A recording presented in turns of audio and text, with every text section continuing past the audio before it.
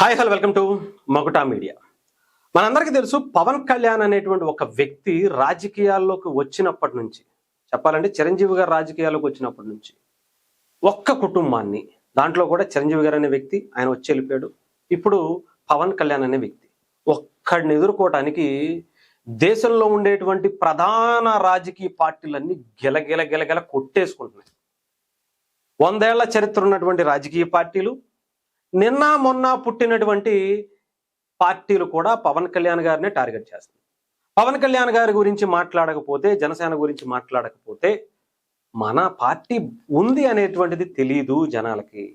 ఆయన గురించి మాట్లాడితేనే మనం వైరల్ అవుతాం అనుకునేటువంటి ఒక ఐడెంటిటీ క్రైసిస్ కూడా చాలా మంది జర్నలిస్టుల రూపంలో, ఎనలిస్టుల రూపం నుంచి ప్రతి ఒక్కడు పవన్ కళ్యాణే టార్గెట్. Janasena party target. ఆంధ్రప్రదేశ్లోనూ ఆయనే టార్గెట్, పక్కనున్నటువంటి తమిళనాడులోనూ ఆయనే టార్గెట్, ఇక్కడ తెలంగాణ గడ్డ మీద కూడా ఆయనే టార్గెట్.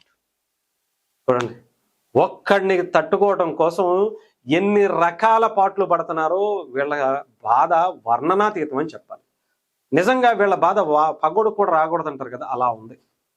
ఎందుకు ఏంటి అంటే, పవన్ కళ్యాణ్ అనే వ్యక్తి ఈ దేశానికి చాలా మంచి చేస్తున్నాడు. డెఫినెట్గా ఈ దేశంలో ఒక సుభాష్ చంద్రబోస్ ఎలాగో, ఒక భగత్ సింగ్ ఎలాగో, ఒక అల్లూరి సీతారామరాజు ఎలాగో, ఒక కొమరం భీమ్ ఎలాగో, అలాంటి ఒక స్థాయి నాయకుడిగా పవన్ కళ్యాణ్ కనిపిస్తున్నాడు. అలాంటి పేరు వస్తే ఎలా? మనకి దోచుకోవటం, దాచుకోవటం అలవాటు పడిపోయినటువంటి రాజకీయ వ్యవస్థకి అవి లేకుండా చేస్తానంటే ఎలా? అందుకనే పవన్ కళ్యాణ్ గారిని ఆపాలి, ఆ పార్టీని ఆపాలి, ఆ వ్యక్తిని ఆపాలి.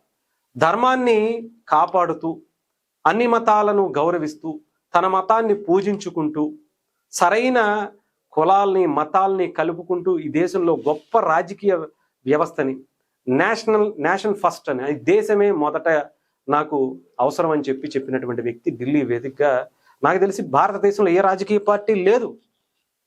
ఇక్కడ ఆ పార్టీ అధినేతని పవన్ కళ్యాణ్ గారిని తట్టుకోవడం కోసం చాలా మంది, ఆంధ్రప్రదేశ్లో ప్రత్యేకించి చెప్పాల్సిన అవసరంలా, ఇంకా తెలంగాణలో కూడా మొదలైంది. ఎంత దొక్కుదామన్నా అసలు ఆగట్లా. ఏంటి ఆయన ధైర్యం అంటే, ఆయన ధైర్యం ఏం లేదు. ఆయన ధైర్యం ఏమీ లేదు. ఆయన ధైర్యం వల్ల ప్రజలే. ఆయన ఆపుదామంటే ప్రజలు ఊరుకోట్ల. అది ఆంధ్ర అయినా తెలంగాణ అయినా. ఇప్పుడు తెలంగాణ గురించి మాట్లాడుకుందాం. తెలంగాణకి సంబంధించి మొన్న పవన్ కళ్యాణ్ గారు వరంగల్ పర్యటన వెళ్ళారు. అది ఒక పర్సనల్ అనుకోండి, ఒక బాబుని పరామర్శించడానికి అనుకోండి.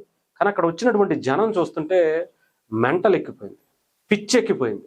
కొంతమంది నాయకులు, జర్నలిస్టులు మాట్లాడితే చాలా మంది జనాలు కూడా వాళ్ళ అభిప్రాయం కూడా అదే అనుకునేటువంటి పొరపాటు ఉంటుంది. కానీ వాళ్ళ మాట్లాడిన ప్రతి మాట తప్పేరా అని చెప్పి ఇప్పుడు వరంగల్ ప్రజలు ఇచ్చినటువంటి ఆ ప్రేమను చూపిస్తే అర్థమవుతుంది. సరే, అది పర్సనల్ కదా అని అక్కడ వెళ్ళిన దాన్ని కూడా రాజకీయం చేయడం ఎందుకన్నా దాన్ని వదిలేద్దాం. నిన్న జనసేన పార్టీకి సంబంధించి తెలంగాణ కార్యాలయం ఓపెనింగ్ రోజు అక్కడ వచ్చినటువంటి జనాన్ని అడగండి. పవన్ కళ్యాణ్ గారు అంటే తెలంగాణకి ఎంత ప్రేమో, తెలంగాణ ప్రజలకి ఎంత అభిమానమో నిన్న మణికొండ, గచ్చిబౌలి ఆ హోరెత్తినటువంటి ఆ జనాలని, ఆ క్రౌడ్ని చూస్తే అర్థమవుతుంది. ఇలాంటి వ్యక్తిని తెలంగాణలో అడ్డుకోవటమా? ఇలాంటి వ్యక్తిని తెలంగాణకి దూరం చేయాలనుకోవటమా? ఇలాంటి వ్యక్తిని తెలంగాణ వ్యతిరేకగా చిత్రీకరించాలనుకోవటమా? సాధ్యమేనా?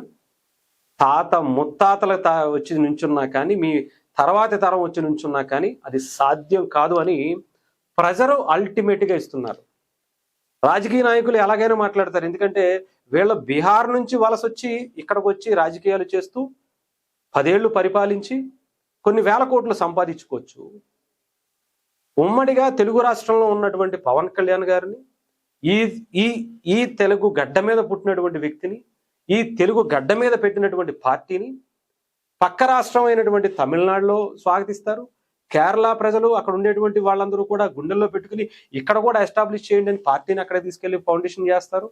కర్ణాటక ప్రజలు రండయ్యా మీలాంటి వ్యక్తి కావాలి అని చెప్పి ఆయన్ని సాధారణంగా స్వాగతిస్తూ బహిరంగ సభలు పెడతారు జనసేన పార్టీ తరఫున. కానీ తెలంగాణలో మాత్రం తెలంగాణ ప్రజలు వ్యతిరేకిస్తారా? ఎవరో కొంతమంది జర్నలిస్టులుగా మారి కుట్రలు చేస్తే పవన్ కళ్యాణ్ గారిని దూరం చేసుకుంటారా? కష్టం అంటే ఇప్పటికీ పవన్ కళ్యాణ్ గారి గడప దగ్గరికి వెళ్తున్నారు. నిన్న కూడా జనసేన పార్టీకి సంబంధించిన తెలంగాణ కార్యాలయం ఓపెనింగ్కి పవన్ కళ్యాణ్ గారు వస్తున్నారు అని తెలిసి తెలంగాణ సంబంధించినటువంటి అమరవీరుల కుటుంబాలు అక్కడికి చేరుకున్నాయి. అయ్యా, 10 ఏళ్లు పరిపాలించినటువంటి పార్టీలు మమ్మల్ని గుర్తించలేదు. తెలంగాణ తీసుకొచ్చామన్నటువంటి వ్యక్తులు మమ్మల్ని పట్టించుకోలేదు. తెలంగాణ ఇచ్చాము అని చెప్పినటువంటి పార్టీలు మాకు అవకాశం ఇవ్వలేదని అక్కడికి వచ్చి పవన్ కళ్యాణ్ గారికి ఆ గోడు వెళ్ళబోసుకున్నటువంటి పరిస్థితి కనిపించింది. అంటే ఇక్కడ ఉండేటువంటి ఏ కుటుంబం అయినా, ఏ వ్యక్తులైనా పవన్ కళ్యాణ్ గారిని గుండెల్లో పెట్టుకుంటున్నటువంటి పరిస్థితి కనిపిస్తా ఉంది.